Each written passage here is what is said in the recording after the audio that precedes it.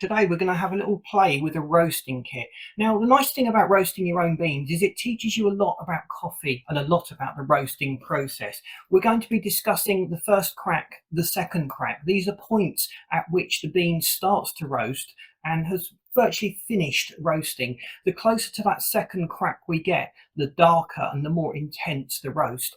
And that's really what I'm aiming at. This kit's quite nice. It came with a variety of green beans. You can buy green beans from your local roasting place. It comes with everything you need, including instructions. There's a dechaffing basket as well, and we'll discuss later on how to use that and what that's for. And there's a few things that I've learned from this whole process that I'll be passing on to you in this video. But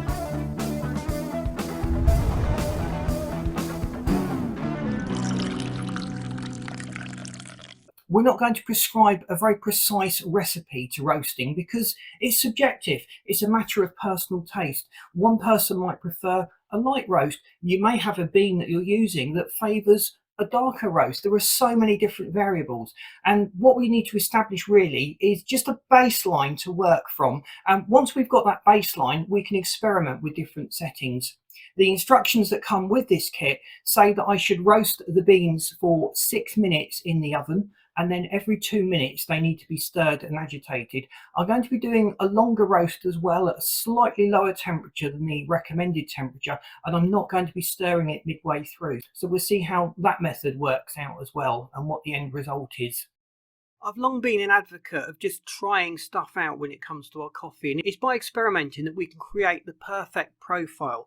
And I just thought I would have a go at roasting coffee. Now, for most of us, we might think of roasting requiring very expensive, dedicated machinery. But in this video, we're just going to use green beans and a conventional home oven and a baking tray. I've actually got a kit here which was nice because it gave me a variety of different green beans to actually try. I'm going to steal one of my wife's bread baking trays because they're nicely perforated. They allow the hot air in the oven to percolate thoroughly through the coffee beans and should help me to get a good roast. Now, I'm not going to prescribe anything precise in this video. The baseline is set the oven to 230 degrees centigrade, that's gas mark 8. We're roasting the coffee for 4 minutes initially. This takes them up to around about the first crack. The first crack is that indicator that you've just started to get the heat into the bean and it's starting to roast. And then we continue to roast it after this time. If we want a light roast, we would only roast it for another 2 minutes. If we wanted a medium roast, we would roast it for 4 minutes. And if we want a dark roast, taking it right up to the point of the second crack, we'd want to keep going for 6 minutes. The general idea was to stir every 2 minutes. Now, as you stir it every 2 minutes, you'll get that lovely aroma coming from the oven every time you open it of the roasted beans. And I think it's fair to say, and it's something I discovered with this kit, was different beans from different regions roasted at different times and gave very, very different flavour profiles if I did a light roast or a dark roast. I've done a few experiments. I set the oven to 230, the maximum that our oven would actually go to. Some ovens might bottom out a little bit lower than that. And you can also try reducing the temperature to 190 degrees and maybe extending the roast time. I got very good results from this. You keep an eye on the coffee beans, and just opening the oven and stirring gives you a really good indicator as to how roasted they are.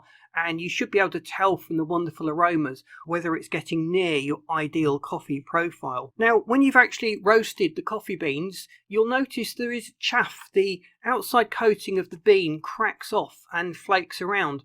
And this kit came with a dechaffing basket. You put the coffee beans in this dechaffing basket, or dechaffing basket, and just blow a little bit of air on, agitate the beans in the chafing basket, and you'll notice the little flakes are just starting to go absolutely everywhere. You can't really use these beans straight away. They do need to be left to rest for 24 hours in a cotton bag or even in an open container at room temperature for about 24 hours. Now, you can see with some of these roasts that I've done that the beans are not an even roast. Some of the beans are very dark, some of them are very light. Now, that did even out a little bit after the beans had been out of the oven and they'd gone through the dechaffing process, so don't worry too much about that. Toward the end of this video, I just basically tried sticking them all in a small conventional roasting tin, and I didn't stir it. I just left it going in the oven for a full 12 minutes, and that gave me a really wonderful, consistent roast. I was really surprised. I really thought that I had to faff around with it a little bit more. Something that I did learn though was the dechaffing process creates a horrible mess inside the house. Do not do this indoors. You will be cleaning up for months afterwards. You'll have a lovely aroma in the house, and it's very welcoming for people coming in the front door to smell this really strong, intense, freshly roasted coffee.